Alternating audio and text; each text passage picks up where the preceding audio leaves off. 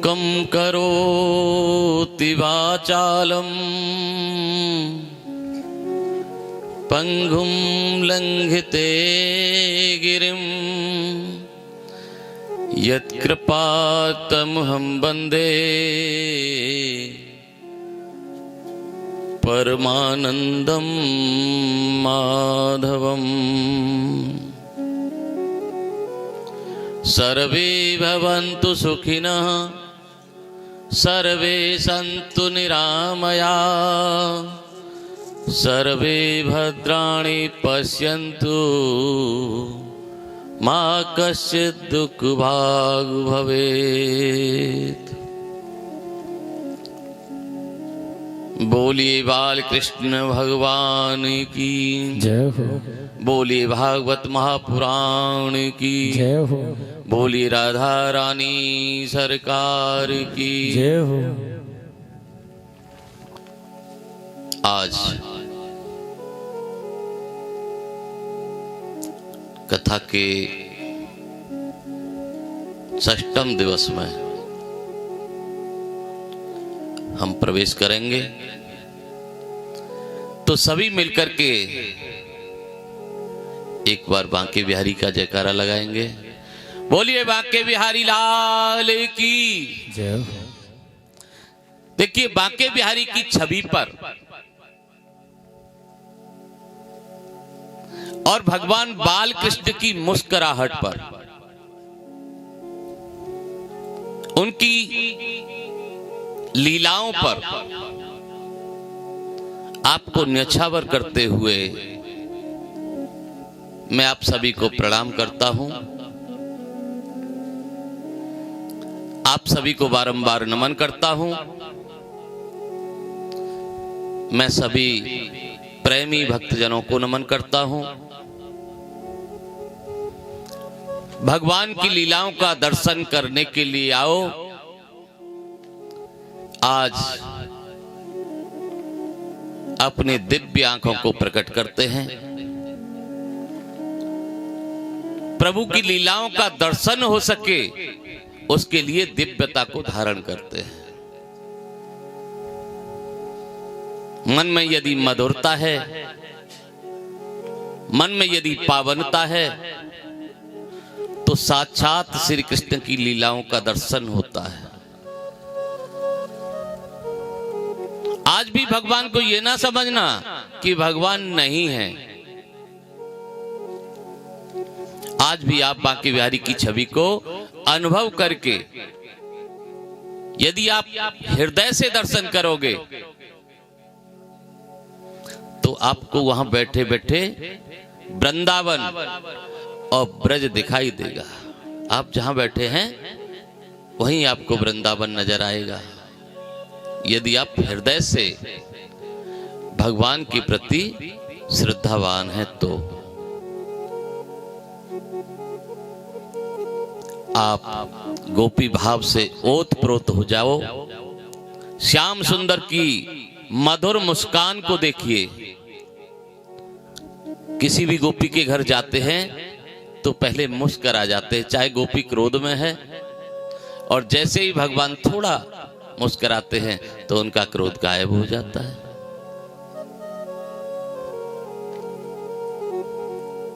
आज देखिए भगवान को माखन की चोरी करते हुए।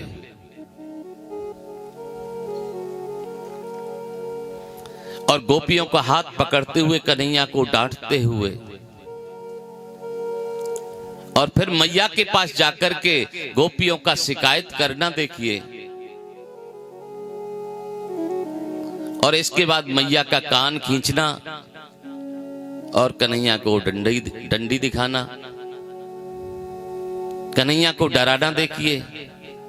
तो देखिए भगवान की जो प्रत्यक्ष लीला है, यदि आप मन से अनुभव करेंगे तो ऐसा लगेगा कि ये लीला सुनाई नहीं जा रही, हम देख रहे हैं स्वयं। यमुना के किनारे बैठ करके गाय, बछड़े और गोप ग्वालों का दर्शन करिए।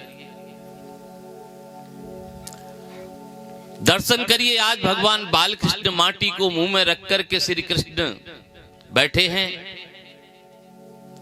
और मैया के द्वारा मुंह खुलवाने पर ब्रह्मांड दिखाई देता है। इस ब्रह्मांड की संपूर्ण लीला का दर्शन करिए। आप यहीं बैठे बैठे रमण कर सकते हैं, आप बैठे बैठे वृंदावन पहुंच सकते हैं, यहीं से भगवान की छवि को निहार सकते हैं। मन के तार भगवान से यहीं से जोड़ सकते हैं। जब मन के तार भगवान से जुड़ जाते हैं तो भगवान से सीधी बात कर सकते हैं। फिर किसी की जरूरत नहीं पड़ेगी। यानी अपने आप को प्रेम युक्त बना करके समर्पण कर दीजिए। यदि आप समर्पण करते हैं तो भगवान से सीधे जुड़ जाते हैं। देखिए, मीराबाई भक्त हुई, वो द्वापर में तो नहीं हुई, वो तो कलियुग में ही हुई ना। लेकिन उनका प्रेम इतना था कि साक्षात भगवान कृष्ण में समा गई।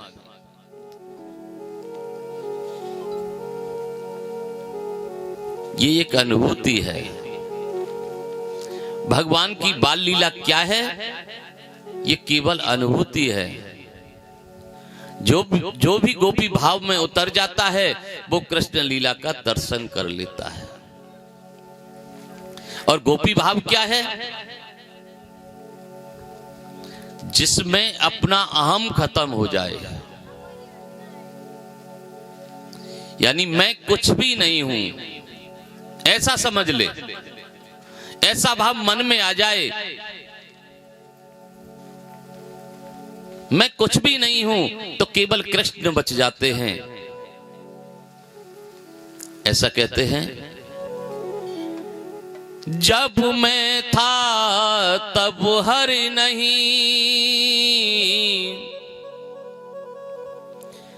जब हरि है मैं नाय, प्रेम गली अति सांकरी,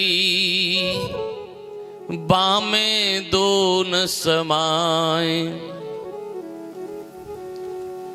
देखिए, कल हमारे पंडित जी महाराज कह रहे थे यहीं पर कि 70 साल की उम्र में ज्यादा से ज्यादा व्यक्ति 2 साल ऐसा रहता है कि उसकी सेवा करनी पड़े, और उन 2 सालों के लिए हम 68 साल बिगाड़ देते हैं। उन 2 सालों को सुख से जीने के लिए हम 68 साल बिगाड़ देते हैं कि हम पढ़ लें, नौकरी लगा लें, इसके बाद विवाह कर लें, इसके बाद संतान उत्पत्ति कर लें, इसके बाद संतान को पढ़ा लिखा लें, और जैसे ही वो अंतिम 2 साल आए तो संतान अपने अपने स्थान पर चली गई और हमको बिठा दिया खेत पर झोंपड़ी बना करके, यहाँ करंट का तार लगाए, यहाँ मशीन की रखवाली करो।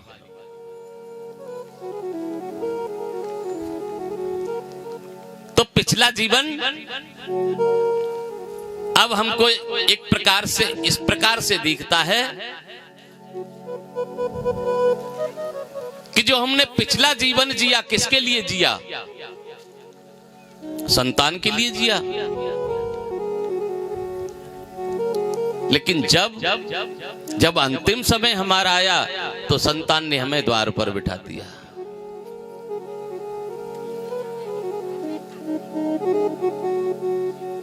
देखिए,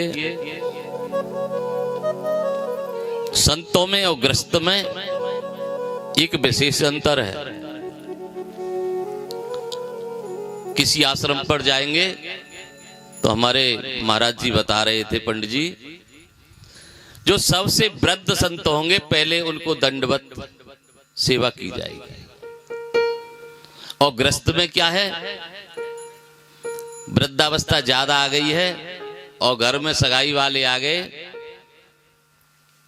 तो बाबा को बाहर बिठा देंगे कि बाबा आप सुनेंगे नहीं, आपसे चला भी नहीं जाता, द्वार पर बैठ जाइए, यहीं पर चाय आ जाएगी, हम बात कर रहे हैं। जिसको पहले पूछना चाहिए था, जिसे पहले पूजना चाहिए था, उनको पीछे छोड़ दिया। जिनकी वजह से आज हम हैं, उनको पीछे छोड़ दिया। तो उस समय वो वृद्धावस्था में व्यक्ति क्या सोचता है?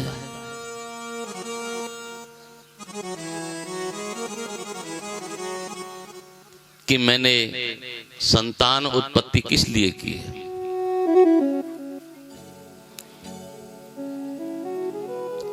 सतयुग में पहले यज्ञ किया जाते थे, द्वापर में विशेष पूजा होती थी, लेकिन कलयुग में तो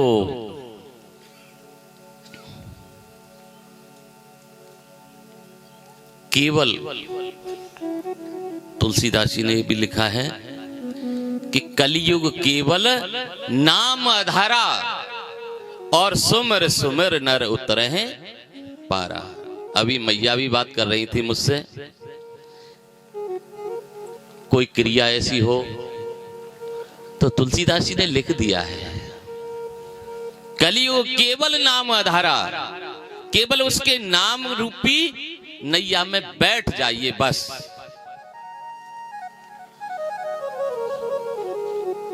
पीछे मुड़कर देखने की आवश्यकता ही नहीं पड़ेगी। कलयुग में संकीर्तन का विशेष महत्व है।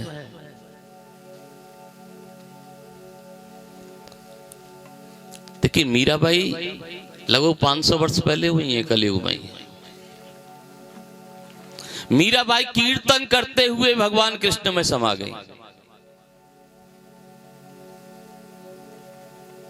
मीराबाई कौन थी? अपने पूर्व जन्म में मीराबाई बरसाने में उनका जन्म हुआ था और नंदगांव में उनका विवाह हुआ था। और जिसके साथ विवाह हुआ वो भगवान कृष्ण के सखा थे।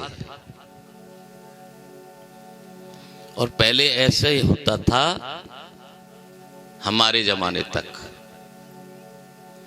कि शादी हो जाती थी और विदाई होती थी 3 साल बाद, 5 साल बाद, 11 साल बाद ऐसे। तो जो कृष्ण के सखा थे उनकी बचपन में शादी हो गई थी, तो विदाई कराने के लिए वो सखा जा रहा था। तो भगवान कृष्ण ने कहा कि मित्र तैयारी कर रहे हो कहीं जाने की? बोले हाँ कन्हैया, मेरा विवाह हो गया था बचपन में, तो मैं अपनी पत्नी को विदा कराने के लिए जा रहा हूं। तो बोले ठीक है भैया, ये तो अच्छी बात है, पर भाभी का मुंह तो मुझे दिखा दोगे, क्योंकि मैं तुम्हारा अंतरंग सखा हूं। सबसे पहले मुझे ही भाभी का मुंह दिखाना। बोले ठीक है, इसमें क्या बात है। विदा हो रही थी बरसाने से वो गोपी। गोपी की जो माँ थी उसने भगवान कृष्ण के बारे में सुन रखा था, राधा जी के बारे में, कृष्ण के बारे में, कि जो भी कृष्ण को एक बार देख लेता है तो उसके ही पीछे पड़ जाता है। तो अपनी बेटी से कह दिया उस माँ ने कि बेटी, एक वहां यशोदा का लाला है, नाम है उसका कृष्ण, उसको कभी मत देख लेना, एक बात मेरी याद रखना बस। मान जाएगी ना? बोले क्यों नहीं मानूंगी मां। अब विदा करा के बोलो ला रहे। पहले बैलगाड़ियों में, रथ में ऐसे लिया करते थे, तो बैलगाड़ी में लेकर के आ रहे हैं। बाहर ही खड़े मिल गए कन्हैया, तो और कहा कि भैया लिवा लाए भाभी को, जरा इनसे कहो वो मुझे अपना मुंह दिखाएं। सखा ने कहा ऐसा करो, ये मेरे मित्र हैं और पूरे गांव के गोपी और ग्वाल सभी इनसे प्रेम करते हैं, इनका नाम कृष्ण है, ये यशोदा जी और नंद बाबा के पुत्र हैं, इनको मुंह दिखा दीजिए। गोपी ने मना कर दिया, मैं तो नहीं दिखा रही, मैंने तो नहीं दिखाना, मुझे तो मेरी माँ ने मना कर दिया है। अरे क्या हो गया? बोले नहीं दिखाना तो नहीं दिखाना। सखा ने बहुत कहा लेकिन गोपी ने मुंह नहीं दिखाया। घर आ गए, कन्हैया ने कह दिया कोई बात नहीं भैया, दिखाने की इच्छा नहीं है तो। और आज भी होता है, पहले भी ऐसा ही होता था, जैसे घर में कोई नई बहू आती है तो मुंह देखने के लिए पड़ोस से महिलाएं जाती हैं। तो मैया यशोदा मुंह देखने के लिए जा रही है और कन्हैया छोटा सा था। कन्हैया से कहा, कन्हैया चलो तुम्हारे मित्र की बहू आई है, उसका मुंह देखने के लिए चलते हैं। कन्हैया ने कहा कि मैया तुम चली जाओ, मैं नहीं जा रहा। बोले क्यों? अरे मैंने कहा था उससे कि मुंह दिखा दो, उसने मना कर दिया, तो मैं क्यों जाऊं? तो कन्हैया नहीं गए और धीरे धीरे प्रभु की बाल लीलाएं चलती रहीं। तो लीला आई गोवर्धन की। गोवर्धन पर्वत उन्होंने अपनी उंगली पर उठाया और पूरे ब्रजवासियों को उस पानी से बचाया। सभी भगवान कृष्ण का जय जयकार कर रहे थे और जो गोपी थी वो पानी से बचने के लिए उस पर्वत के नीचे भाग करके पहुंची और देखा भगवान कन्हैया ने इस तरीके से अपनी उंगली पर्वत के नीचे लगाई हुई है। केवल हाथ दिखा थोड़ा सा, उसे ये नहीं पता था ये कृष्ण का ही हाथ है। मन ही मन में सोचा ये हाथ बहुत सुंदर है और नजदीक पहुंची।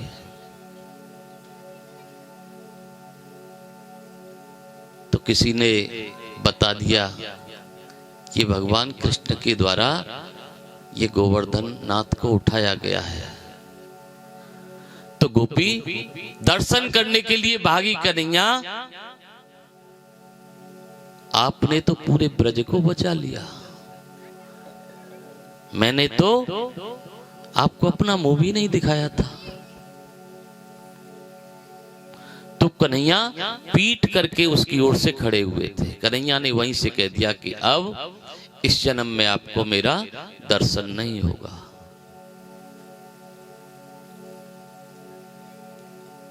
दर्शन नहीं दिए कन्हैया ने।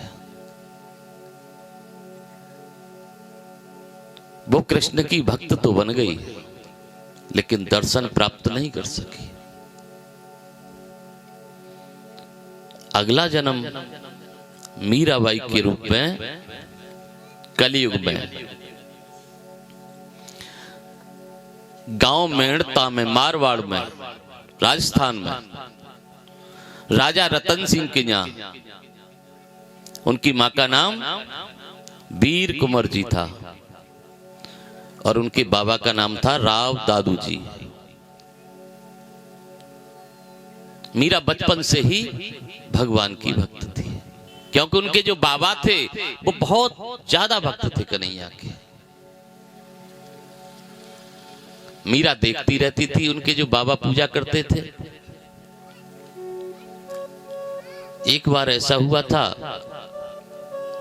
कि उनके मीरा जी के जो बाबा थे राव दादू जी वो बीमार हो गए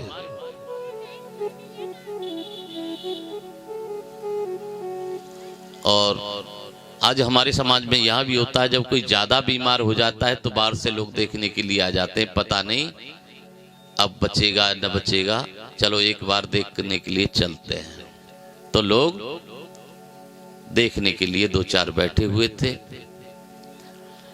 और बाबा ने मीरा से कहा कि मीरा मैं पूजा नहीं कर पा रहा हूं, ऐसा करो तुम भगवान को स्नान करा के अभिषेक करके और दूध का भोग लगा देना। तो मीरा ने कहा कि बाबा मैंने किसी दिन पूजा तो नहीं की। बोले देखा तो है। बोले हाँ देखा तो है, तो जाओ कर दो पूजा। उनके घर में ही मंदिर बना हुआ था। मीरा ने भगवान कृष्ण को नहलाया, तिलक लगाया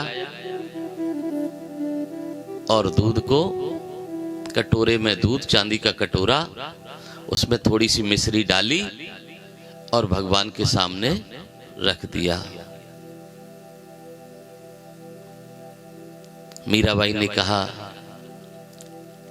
कन्हैया आ जाइए और दूध पी लीजिए, भोग लगा लीजिए। लेकिन भगवान क्या कोई साक्षात आते हैं? अब मीरा ने यह समझा कि बाबा साक्षात ही दूध पिलाते होंगे। मीरा ने कहा कि भगवान आ जाइए, बहुत देर हो गई। बाबा ये कहेंगे कि क्या कर रही है, दूध नहीं पिला करके बाहर आई, अभी मंदिर में ही बैठी है।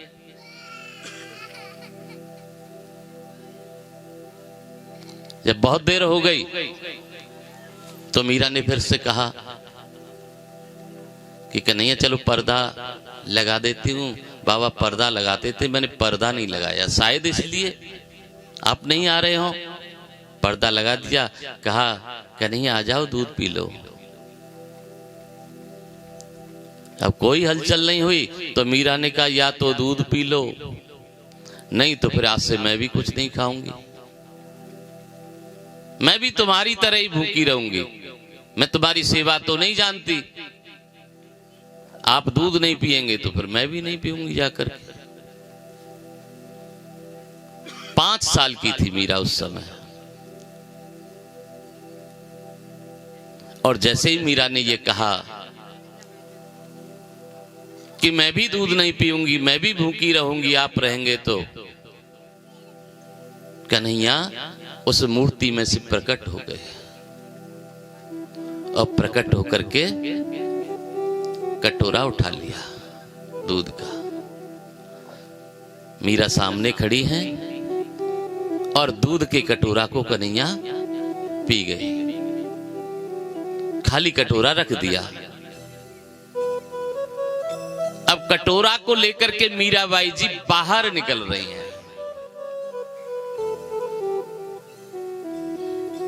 और बाबा ने कहा कि बेटी चम्मच से सबको भोग का प्रसाद बांट दो। अब दूध तो है ही नहीं कटोरा में, चम्मच से सबको प्रसाद बांट दो। तो मीराबाई ने कहा कि बाबा प्रसाद किस चीज का? बोले दूध का। बोले दूध कहाँ है? बोले कहाँ गया? अरे तुम ही तो कह रहे थे कि कन्हैया को भोग लगा दो, वो तो पूरा पी गए। बोले ऐसा कैसे हो सकता है? बोले मैं झूठ तो नहीं बोल रही।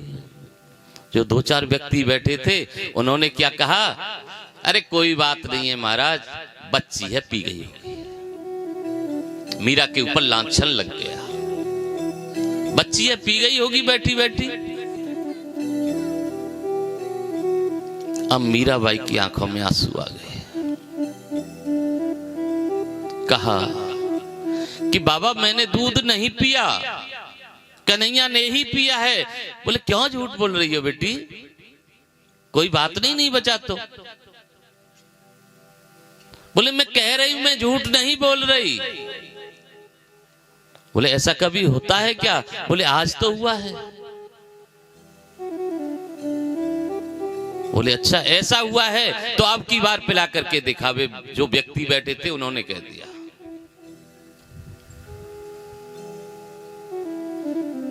और दोबारा से कटोरे को साफ करके और दूध दोबारा से लाया गया।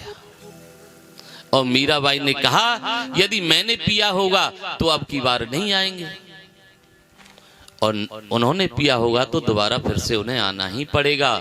मेरे ऊपर जो लांछन लग रहा है वो हटाना उन्हें जरूर पड़ेगा। मीराबाई मंदिर में दोबारा से प्रवेश किया उन्होंने और दूध का कटोरा हाथ में लेकर के कहने लगी, कन्हैया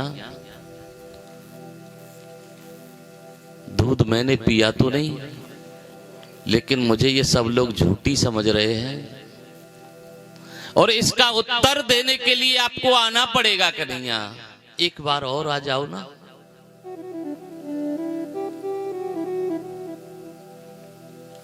नहीं तो मुझे ये लोग झूठी समझा करेंगे हमेशा के लिए। तो कन्हैया दोबारा से प्रकट हुए और कटोरे को मीरा जी के हाथ से ले लिया, लेकिन दर्शन किसी को नहीं हो रहे। कटोरा तो उनके हाथ से हट गया, लेकिन दर्शन नहीं हो रहे किसी के, किसी को नहीं हो रहे। केवल कटोरे में से दूध उनके सामने खत्म हो गया।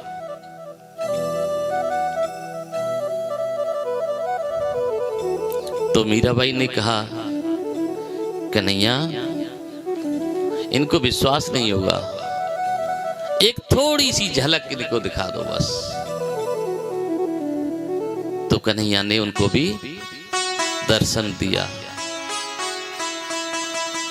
तो देखिए, मन में श्रद्धा होनी चाहिए, मन में भाव होना चाहिए,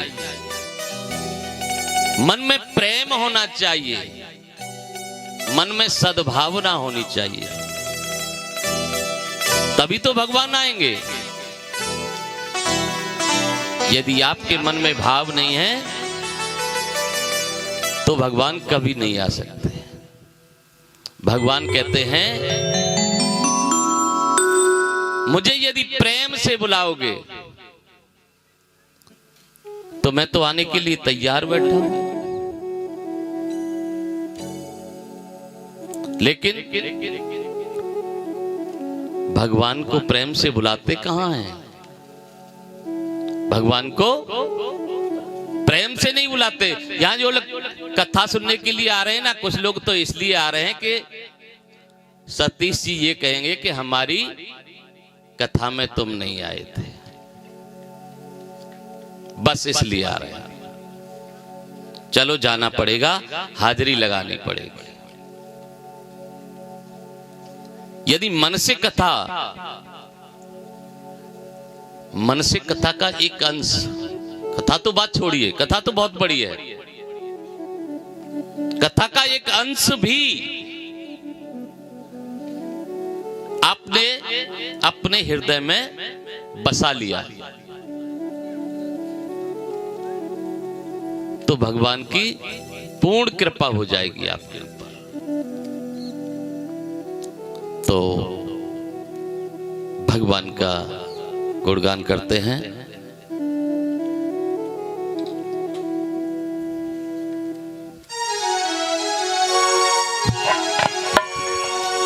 कि अश्वत्थं केशवं कृष्ण दामोदरम्,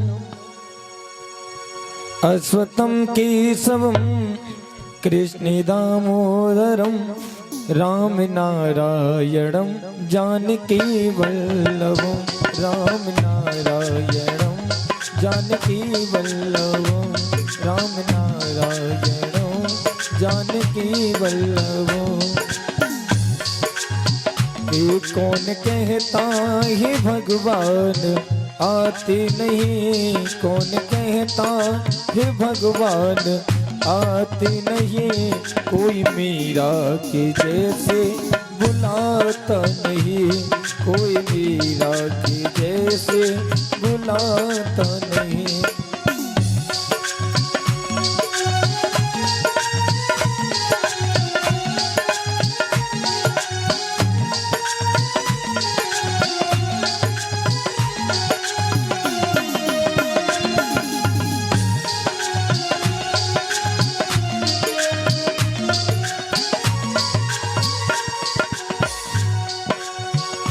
कि कौन कहता है भगवान आते नहीं, कोई मीरा के जैसे बुलाता नहीं। और ये कौन कहता हे भगवान खाते नहीं, कौन कहता हे भगवान खाते नहीं, बेर बिलनी के जैसे खिलाते नहीं, बेर बिलनी के जैसे खिलाते नहीं।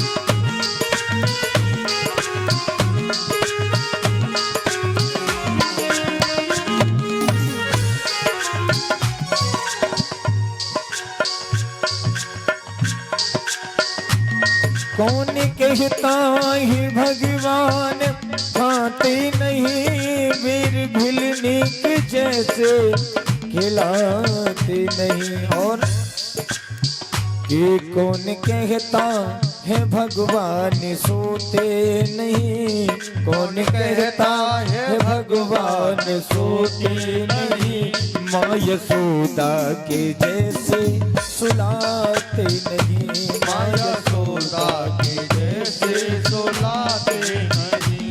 कौन कहता है भगवान सोते नहीं, माँ यशोदा के जैसे सुलाते नहीं। कौन कहता है भगवान नाचते नहीं, कौन कहता है भगवान नाचते नहीं, कोई गोपी के जैसे नचाता नहीं, कोई गोपी के जैसे नचाता नहीं।